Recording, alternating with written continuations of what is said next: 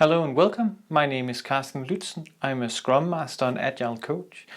Today I'll talk about one way of facilitating a retro that I've really gotten to like quite a lot. If you like these videos, please subscribe and share. That would be awesome. As you might know already, I'm a big fan of retrospectives because it gives the team a pause where we can begin to think what can we improve and how can we improve it. It's super essential that we get these retrospectives up and going and that we get into a good rhythm, but also that we continue to get a good outcome of this. And one thing I've started to do more is use one question through the entire retrospective. And one of these questions that I really like is the one thing I would like from, and then we need to fill in the blank. I might help the team, I might use the first one to actually just brainstorm, let people brainstorm what is it that they would like to say something about. But what I often do is, the first question I ask is then, one thing I would like from this retro. Everybody needs then in silence to write one post-it and present it. So if this is to be a successful retrospective, then what is one thing that you need to go when you leave with this room and have fulfilled?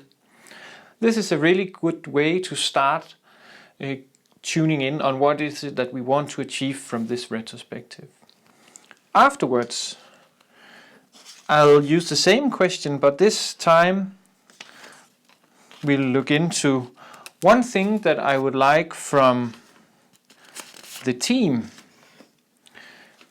That can be many things. It can be I would like the team to try out new technologies. It can be I would like the team to be on time for meetings, or I would like the team to know and show some understanding if I show up late because of something at home or whatever it is.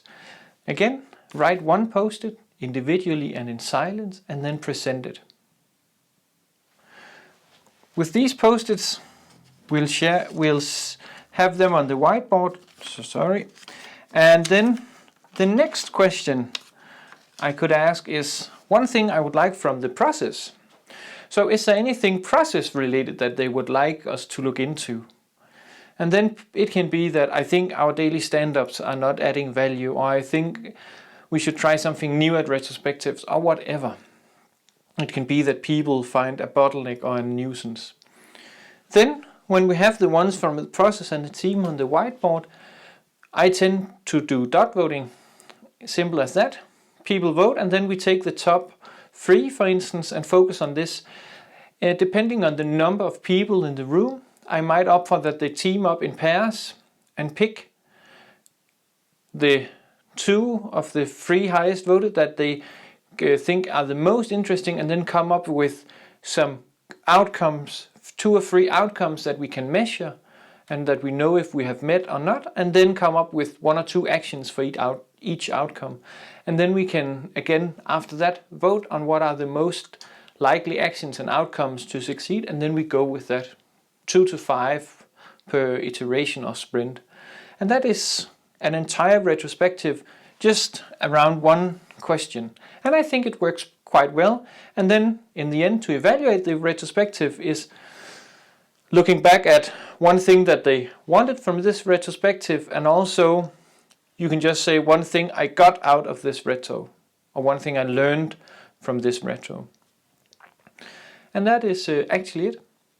Please let me know if you have comments or feedback or questions to this way of doing retrospective. That would be nice. Otherwise, please subscribe and share. That would be awesome. And then have a nice day.